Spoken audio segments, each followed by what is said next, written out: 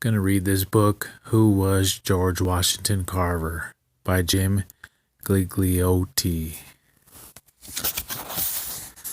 Who was George Washington Carver? Illustrated by Steve Marchetti.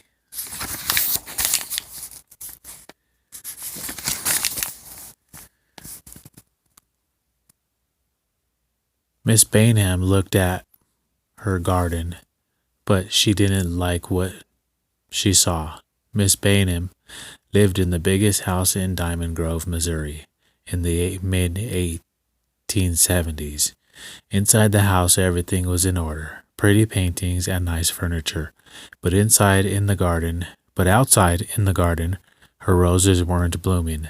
Why not? She wondered. Her friend Susan Carver roses were blooming. Her roses were big and beautiful and bright red. Miss Carver lived on a nearby farm.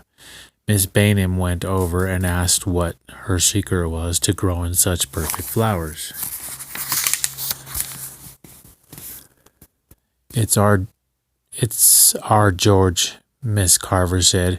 He's the one who knows about roses. George was the 10-year-old boy who lived with Miss Carver. She was his foster mother. Miss Carver had been taking care of George since he was a baby, and George had been taking care of Mrs. Carver's plants and flowers. Actually, George helped out around the farm in many ways. He loved Mrs. Carver as if she were his own mother. He would have done just about anything she asked, but he was especially happy when she asked him to help her with her garden. So George went over to Mrs. Bainham's house to take a look at her roses. He knew right away what was wrong. Her roses needed to be moved to a different part of the garden, where they could get more sun. He moved the plants and soon they were in full bloom. Word spread quickly and young George Carver started helping many of Mrs. Carver's friends with their plants and flowers. One week a neighbor needed help with her lilies. Another week a friend asked for help with her begonias.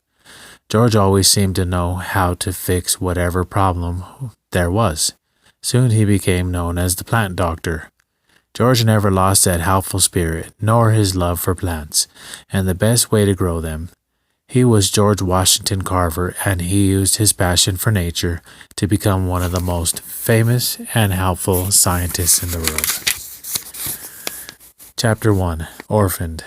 George Washington Carver was born into slavery in Diamond Grove, Missouri, near the end of the American Civil War, which was fought from 1861 to 1865. George was black. His owners, Moses and Susan Carver, were white.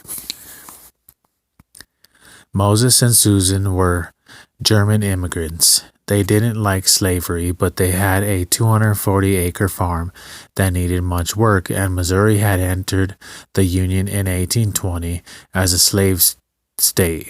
In 1855, the Carvers purchased a 13-year-old slave girl named Mary. They treated Mary well and were happy for her when she gave birth to a son named Jim in 1859. Several years later, George was born.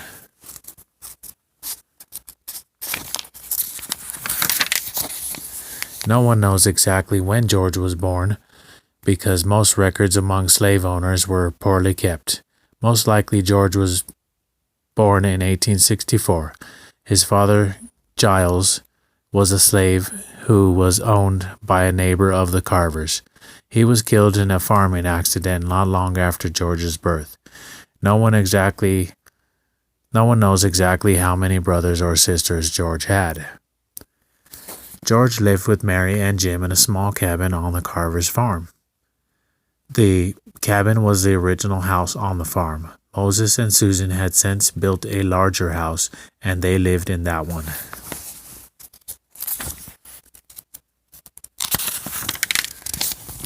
One night when George was still an infant, he was asleep in the cabin. Suddenly there was the sound of men on horseback.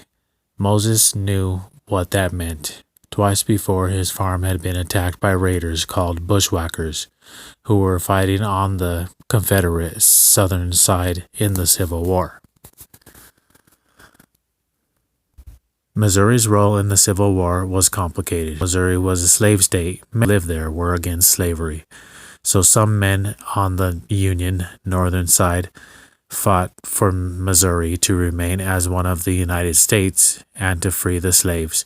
But some of the Missouri's men fought to create a separate nation that would keep slavery legal. They were on the Confederate side. Moses was caught in the middle. He had slaves, but since he also wanted slavery to be illegal, he upset people on both sides. The bushwhackers wanted to take the slaves and sell them in a nearby state, such as Arkansas. Moses raced to the cabin and called out for Mary. Moses grabbed Jim and Mary grabbed George. Moses and Jim escaped, but it was too late for Mary and George. The men grabbed her and her baby, and they galloped away into the night. The very next day, Moses hurried to Neosho, Missouri, which was about 8 miles away. There was a man in Neosho who was a scout for the Union side. The man might know where to look for Mary and George. Several days later, the scout came back. He was clutching George, who was very sick with whooping cough, but alive. There was no sign of Mary. The raiders had abandoned George. Mary was never heard from again. Jim and George were left without a father or a mother, but Moses and Susan were determined to give the boys a family. The Carvers moved Jim and George into the main house and treated them as if they were their own children.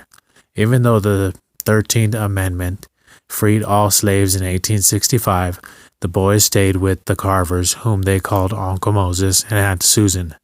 George was known simply as Carver's George.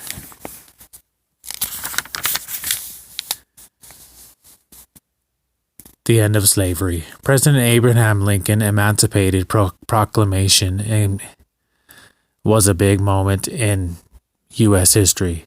The proclamation was issued on January 1st, 1863.